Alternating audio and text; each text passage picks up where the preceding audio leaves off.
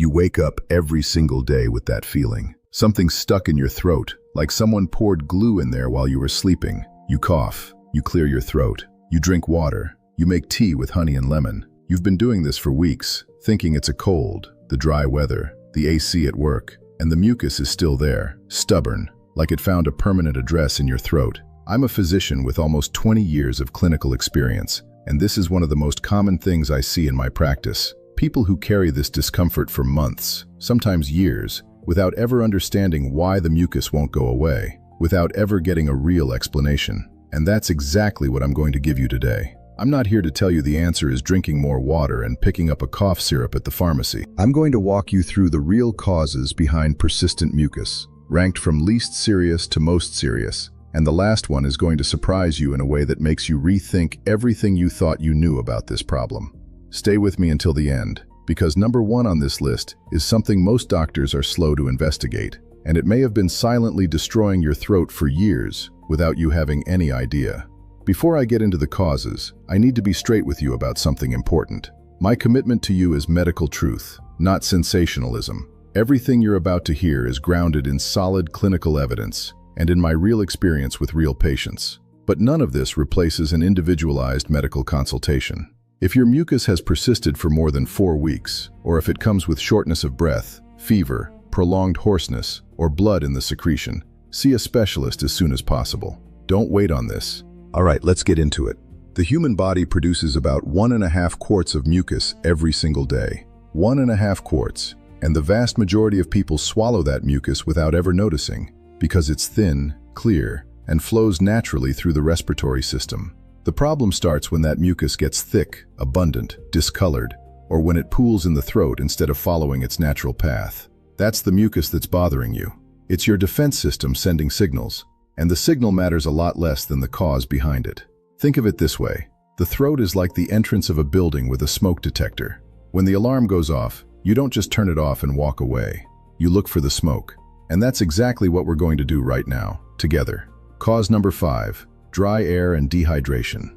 I know this sounds too simple to belong on a list of serious causes, but it genuinely surprises me how many patients walk into my office with thick, chronic mucus, waking up coughing every morning. And when I ask how much water they drink, the answer is 2 or 3 glasses when they remember. That's not enough, not even close. When the body is dehydrated, mucus changes consistency. It gets viscous, sticky, hard to drain. Picture a garden hose with low water pressure. Instead of flowing freely, the liquid just sits there and starts forming a layer that clings to the walls. That's exactly what happens to mucus in the throat when you're not drinking enough water. Add to that the air conditioning, which dries out the air in enclosed spaces, and you have the perfect setup for persistent mucus buildup. Health authorities recommend at least 2 quarts of water per day for adults under normal activity levels. In air-conditioned environments or on hot days, that need goes up. And here's a detail almost no one knows. Drinking your 2 quarts all at once at the end of the day doesn't work. The body needs continuous hydration, spread out across all the hours of the day. The fix here is straightforward. Water, in small amounts, all day long. Before coffee when you wake up, mid-morning, at lunch, mid-afternoon, before bed. That consistency changes the viscosity of your mucus within days, not weeks, days. Cause number 4, the foods your body doesn't want you eating. This is where it starts to get interesting, because everyone blames the cold, the flu, the weather, and very few people ever look at their plate. I want to tell you about Mr. Claudio, 63 years old, a retired truck driver from Presidente Prudente in the interior of the state of Sao Paulo, Brazil. A man of simple habits who loved warm milk with honey every morning, cheese at lunch, and yogurt at night. He came to my office with persistent mucus that had been going on for almost 2 years. 2 years of cough syrups, antibiotics that did nothing, and morning throat clearing that scared his wife. When I looked at Mr. Claudio's diet, something became immediately clear. Dairy products, especially cow's milk, contain a protein called casein that, in sensitive individuals, stimulates mucus production in the respiratory membranes. It's not a formal milk allergy, and it's not lactose intolerance. It's an inflammatory sensitivity that a lot of people carry without knowing it.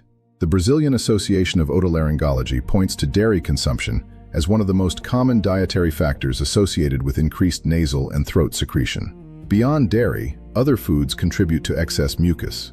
Gluten in sensitive individuals, refined sugar which drives up inflammation in the mucous membranes, fatty and processed foods, and drinks like coffee and alcohol, which both irritate and dehydrate the membranes at the same time.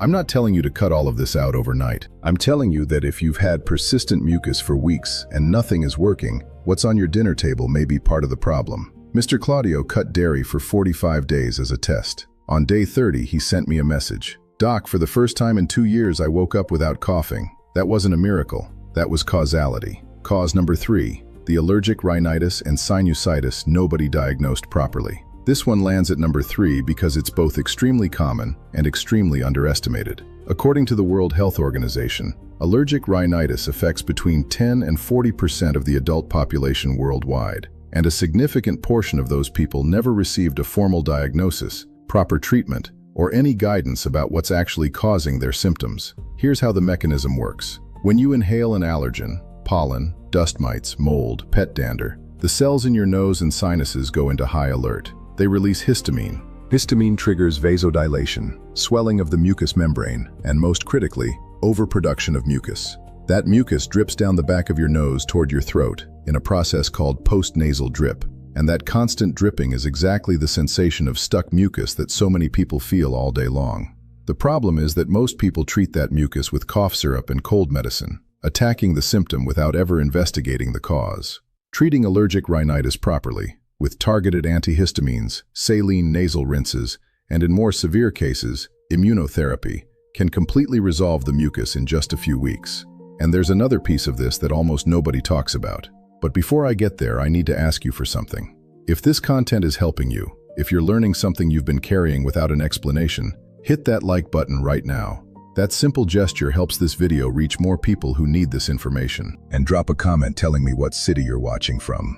I genuinely love knowing where this community is growing. Back to it. Chronic sinusitis is a frequent companion of untreated rhinitis. The sinuses are small bone cavities around the nose and eyes. When the lining gets inflamed and mucus doesn't drain properly, those cavities become saturated. The mucus thickens, turns yellow, and the drip down to the throat gets more intense. People with chronic sinusitis can have persistent mucus for months without ever having a fever, without ever having a crushing headache. The only sign might be that morning mucus, that constant throat clearing that everyone dismisses as just part of life. It isn't normal, and you don't have to accept living that way. Cause number 2, smoking and chronic airway inflammation. This is a point I need to address carefully, without judgment, but with full clarity. Cigarettes are one of the single biggest producers of chronic mucus in existence, and the mechanism is brutal because it works in 2 stages. In the first stage, the smoke directly irritates the lining of the airways. In response, the body produces more mucus to try to protect and clean the irritated area. In the second stage, with continued use, the cilia lining the airways, those microscopic structures that work like tiny brooms sweeping mucus out, get paralyzed and progressively destroyed by the smoke. Without functioning cilia, mucus just accumulates. It sits there, it thickens, and it becomes that heavy morning cough that smokers know all too well. Let me tell you about Ms. Regininha, 51 years old, a seamstress from Feira de Santana, in the state of Bahia, Brazil. She'd been smoking since she was 19, 32 years with cigarettes. She came to my office concerned about her constant mucus, about the morning cough she described as an old engine trying to start in the cold. What stayed with me wasn't the diagnosis. It was what she said when I explained the mechanism of the damage cigarettes do to the airways. "Doctor, I knew it was bad for me, but I had never understood how it was bad for me." That line has stayed with me ever since, because that's the difference between knowing and understanding. And when you understand the mechanism, the decision to change becomes a lot more real. The good news is that cilia have the ability to regenerate. Within 4 to 6 weeks of quitting smoking, they start recovering. Mucus production decreases progressively. Within 6 months, the improvement is measurable and noticeable. It's not automatic. It doesn't happen overnight, but the body responds. And that's not a promise. That's physiology. If you smoke and have persistent mucus, cigarettes aren't necessarily the only cause, but they are always the first thing that needs to be investigated, and when present, addressed seriously. That's not judgment, that's care. And now we get to number 1, and this is where the conversation becomes really important. The number 1 cause of persistent mucus that most people never investigate, the one that takes months or even years to diagnose, the one that makes no noise before causing damage, and the one that is probably present in far more people than official data shows. We're talking about laryngopharyngeal reflux, Silent reflux. Let me explain what this actually is, because understanding the mechanism is everything here. You've probably heard of reflux, that burning feeling in the chest, the heartburn, the acid taste in your mouth after eating. That's gastroesophageal reflux, the classic reflux most people are familiar with. Laryngopharyngeal reflux is different. It's the sibling of classic reflux, but far more treacherous. And here's the detail that changes everything. In most cases, it does not cause heartburn. The chest doesn't hurt. Nothing obviously burns. Stomach acid travels up the esophagus, bypasses the barrier that's supposed to contain it, and reaches the throat and larynx. In small amounts, silently, but frequently enough to cause persistent chronic inflammation in the throat lining. And the throat, unlike the esophagus, has no protection against acid. It was never designed to receive acid. So even a small amount, repeated over weeks and months, causes damage. The result? The inflamed lining produces excess mucus to try to protect itself. The patient wakes up with mucus, clears their throat all day, feels like something is stuck in the throat, that lump that just won't go away.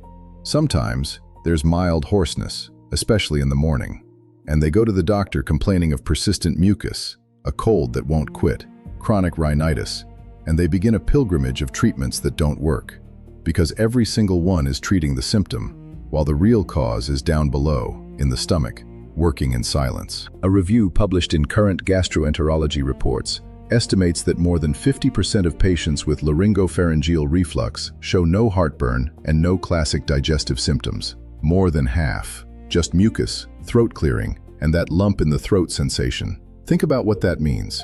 Half the people with this condition walk into a doctor's office with mucus and walk out with a rhinitis or cold diagnosis, because the doctor investigated the airways and forgot to look downward, toward the stomach. And those people keep living with the mucus, keep buying cough syrup, keep tolerating a problem that has a clear cause and an effective treatment. And that right there is the point. Silent reflux is strongly tied to habits that millions of people live with every single day.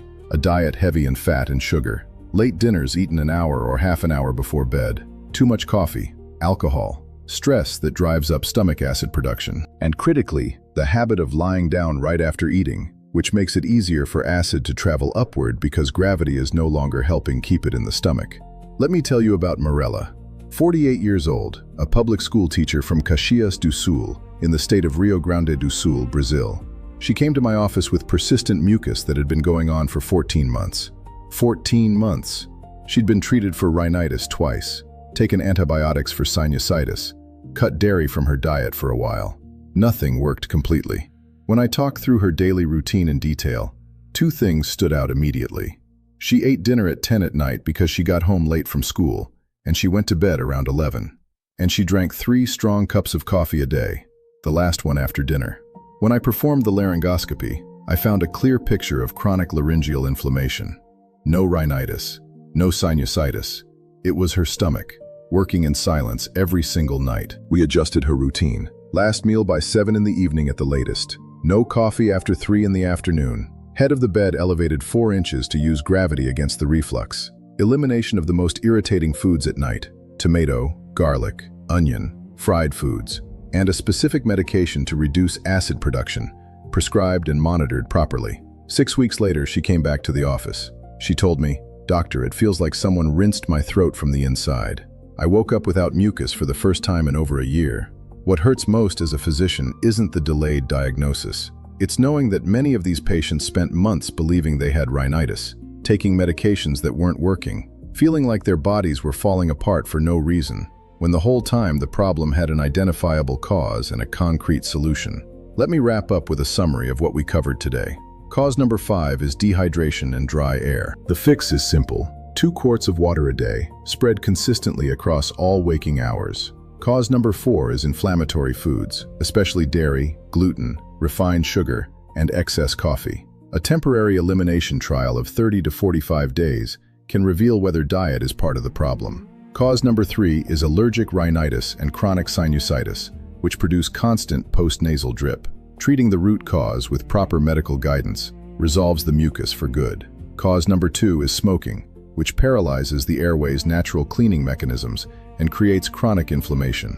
The body genuinely has the capacity to regenerate once smoking stops. And cause number 1 is silent laryngopharyngeal reflux, which operates without obvious digestive symptoms, causes chronic throat inflammation, and is responsible for an enormous number of misdiagnosed cases of persistent mucus.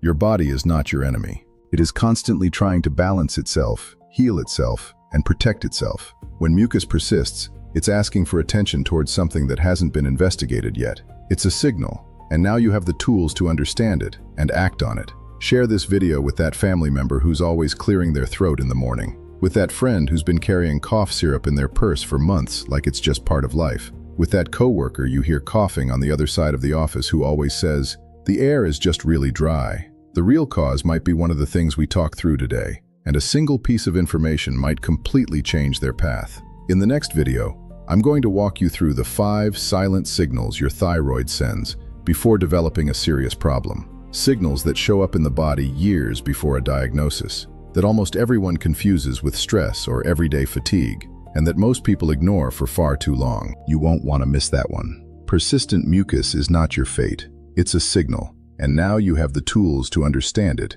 and act on it.